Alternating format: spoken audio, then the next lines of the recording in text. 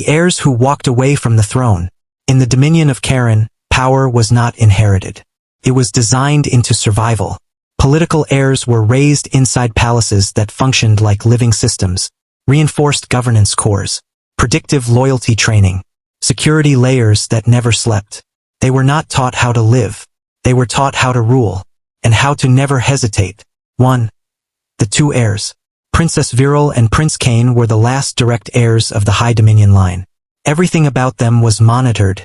Heartbeat response, decision latency, authority projection index. They were perfect candidates for leadership, which meant they were expected to choose power without hesitation, until they met a human. 2. The human in the maintenance wing. Kaen was assigned to palace systems maintenance. Not diplomacy, not security, not influence, just infrastructure. He fixed things that everyone else ignored. Broken environmental regulators, unstable comfort systems, outdated communication relays. He didn't speak like a court official. He didn't act like someone trying to be important. He simply made the palace feel livable. And that was the first anomaly. 3. The first unauthorized visit. The heirs weren't supposed to enter maintenance sectors, ever, but they did. At night, not escorted, not announced, just curiosity crossing protocol lines. They found Kaen repairing a cooling system manually. No attendants, no guards, just quiet focus. Princess Virel asked, "Why are you doing that yourself?" Kaen didn't stop working. "Because it stops failing when I do." That answer should not have mattered, but it did. 4. The safety they had never known. In the palace, everything was controlled. Food timing, conversation topics, emotional regulation suggestions. Even silence had structure. But in the maintenance wing, there was none of that. Kaen didn't correct their posture, didn't monitor their behavior, didn't treat them like symbols. He treated them like people passing through a working space. And that was unfamiliar, and strangely safe. 5. The shift no one recorded. Over time, the heirs returned more often. They didn't announce it. They didn't log it. They just appeared, sitting nearby while Kaen worked, asking questions that weren't politically useful. How does that system fail? Do you ever stop fixing things? Do you ever feel watched? Kaen always answered honestly. That was the difference. Not authority, not rank. Honesty without agenda. 6. The palace notices the pattern. Security logs flagged anomalies. Heir movement outside designated routes. Unsanctioned interaction with maintenance staff. Emotional tone shifts during governance briefings. One analyst reported, "They are spending time with a non-influential human subject." Another corrected, "They are prioritizing time with him." That was when concern began. Because heirs are not supposed to choose environments. They are supposed to inherit them. 7. The choice point. The final succession protocol was initiated early. A controlled simulation.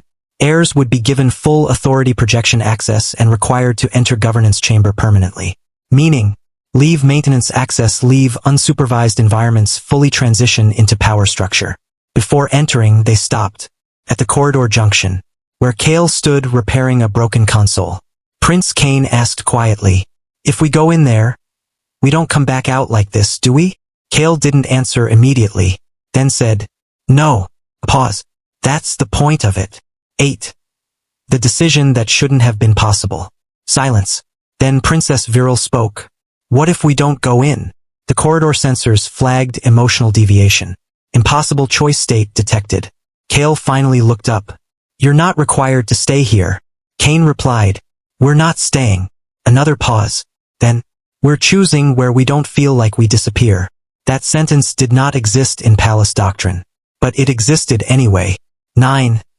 The political shockwave.